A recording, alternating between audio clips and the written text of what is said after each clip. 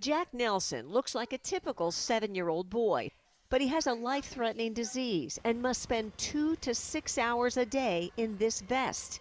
It causes vibrations to push medication deep into his lungs. Jack has cystic fibrosis. It's fatal, it's progressive. Jack has to take 50 pills a day to make his organs work. This vial right here is $200 a day. This is the medication that helps him breathe the most. It thins his mucus so that he can take a breath. Every year, Jack's medicine costs $108,000. The family pays $34,000 of that in out-of-pocket expenses and deductibles. If they didn't have insurance, they'd be medically bankrupt. We're not a sponge on the system. We don't use Medicaid. We have a federal insurance plan.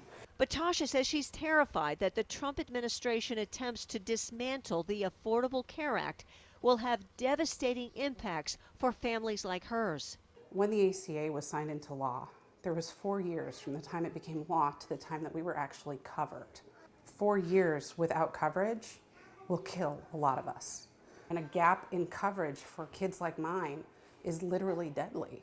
She's part of the parent organization Little Lobbyists and has been on Capitol Hill pushing lawmakers to sign the Omnibus Health Care Bill, which strengthens the Affordable Care Act. Virginia Representative Jennifer Wexton is a sponsor. This is something that affects all our constituents, and we all have an interest, and I would say an obligation to make sure that we take care of these kids and of people with pre-existing conditions. Before the ACA, insurance companies could put lifetime caps on coverage.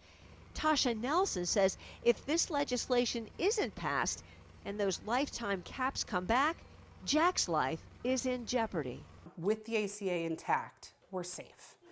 Doesn't matter how sick Jack gets, they can't say, you're too expensive, your life is worth less, we can't cover you. In Manassas, Peggy Fox, WUSA 9.